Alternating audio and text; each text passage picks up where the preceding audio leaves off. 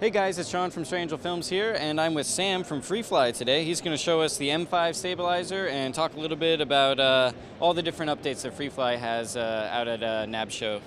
So take it away. Tell us, what is the M5? How is it different from the M10? Yeah, sure. The M5 is a smaller, more compact version of the M10.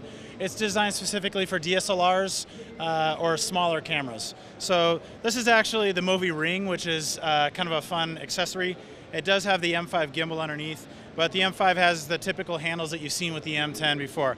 But this is just another accessory that you can add on to it to make handoffs easier or operating from awkward positions and that sort of thing. But the M5 has all the same quality stabilization as the M10. It's just, again, made for smaller cameras. We've added a second bar here, so you can actually clamp your camera on from the top and the bottom. That allows you to get the tuning up much higher, resulting in greater stabilization, much easier balancing and tuning.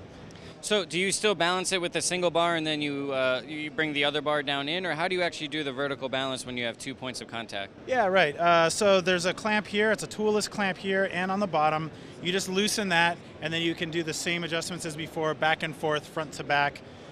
Now on the back, to balance pan, this is different.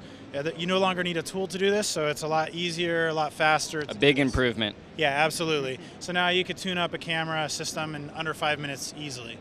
And this is also an upgrade to the M10 is now being replaced by is it the M15? Is that the name of the new one? That's correct. So that's the same weight limit and all as the M10, but it's got all of these nice upgrades, pressure clips and all that? Well, the M15 will carry 15 pounds. So because we've changed a lot of these things and it relieves some of the pressure off the system, you can get more weight on there. So you could get a Sony F55, an Alexa M. You can put some Cinema Prime lenses on there, a matte box, some filters, all those things that our customers are saying, we want to put this on there. We went back to the drawing board, added that ability into the system. So this is the M15. It's mounted upside down so that it will work on the Steadicam arm. So it also obviously works the regular way, right side up, and then you can have some handles on it, or you can mount it upside down like this onto all sorts of different things. So this has 2 bars here with a toolless balancing system, very much like the M5, makes it a lot easier and quicker to do. It's got these extension bars, so now you can put an F55, an Alexa M, or again, you can put longer lenses onto the front of it and it will balance up. When you say extension bars, are those optional upgrades or does that come standard? That comes standard on the M15. Fantastic. And then just real quick, just so we have it, the weight limit for the M5 and the M15.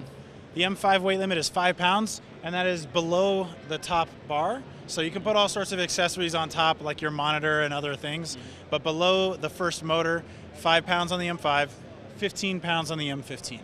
Right, and they all use the same battery accessories?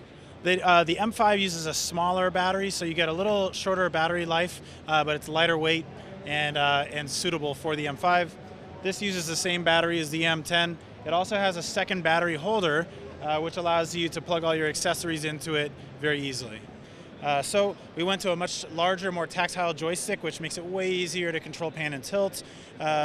It's, you know, with a small, tiny joystick, it's easy to oversteer, but this really allows you to fine-tune your movements. We've also integrated a focus iris zoom system. So this wheel here, you can pull focus, you can make iris changes and zoom changes if you have a zoom lens. Everything is programmable. You can adjust speeds of pan and tilt. Everything is right here, including a run stop button. And in terms of the iris focus zoom controls, is that going to be compatible with, you know, Bartek, Preston Fizzes, and the Red Rock, all that? How exactly do we interface it? Yeah, sure. Right now it interfaces with the Red Rock Micro Remote, and we'll offer more interfacing options very shortly. So that was just the first one that we tackled. A lot of people are using that system, and it's very affordable, so that was kind of our first step. But we'll have news shortly on the other systems that we'll work with. Fantastic. Thank you for talking with us. You're very welcome. My pleasure. Thank you for watching.